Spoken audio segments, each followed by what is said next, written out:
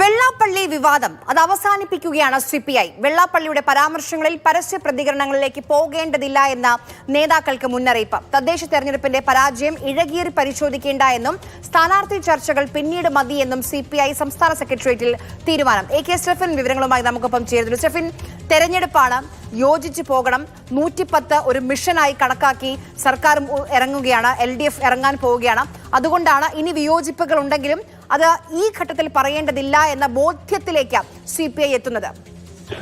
തീർച്ചയായിട്ടും. കാരണം CPI സംബന്ധിച്ചിടത്തോളം കഴിഞ്ഞ കുറെ നാളുകളായി CPM-നെയും LDF-നെയും പ്രതിരോധത്തിലാക്കുന്ന പല മറുപടികൾ, പ്രസ്താവനകൾ CPI-യുടെ ഭാഗത്തു നിന്നും CPI നേതാക്കളുടെ ഭാഗത്തു നിന്നും ഉണ്ടായി. അതുകൊണ്ട് തന്നെ ഈ വെള്ളാപ്പള്ളി വിഷയത്തിൽ ഇനി കൂടുതൽ പരസ്യ പ്രതികരണത്തിലേക്ക് പോകേണ്ടതില്ല എന്നുള്ളതാണ് ഇപ്പോൾ CPI തീരുമാനിച്ചിരിക്കുന്നത്. കാരണം അങ്ങനെ പോയി കഴിഞ്ഞാൽ അതിന്റെ ക്ഷീണം CPI-ക്കും ഒപ്പം LDF-നുമാണ് എന്നുള്ള കാര്യം തിരിച്ചറിയുന്നുണ്ട്. ഒപ്പം ഇനി ശ്രദ്ധ കേന്ദ്രീകരിക്കേണ്ടത് തദ്ദേശ തെരഞ്ഞെടുപ്പിന് തിരിച്ചടി മനസ്സിലാക്കിക്കൊണ്ട് നിയമസഭാ തെരഞ്ഞെടുപ്പിൽ പരമാവധി മുന്നേറ്റം ഉണ്ടാക്കാനാണ് ഇനി ഏതായാലും ലക്ഷ്യം വെക്കേണ്ടത് എന്നുള്ള ഒരു വിലയിരുത്തലിലേക്ക് CPI എത്തുകയാണ്. ഇന്ന് നടന്ന സെക്രട്ടേറിയറ്റ് യോഗത്തിൽ അങ്ങനെയാണ് ഒരു വിലയിരുത്തൽ ഉണ്ടായിരിക്കുന്നത്. നാളെ ഏതായാലും നേതൃയോഗങ്ങൾ പുരോഗമിക്കുകയാണ്. അതിലേതായാലും സ്ഥാനാർത്ഥി നിർണയം അടക്കമുള്ള കാര്യങ്ങൾ ഒരുപക്ഷെ ചർച്ചയാകും.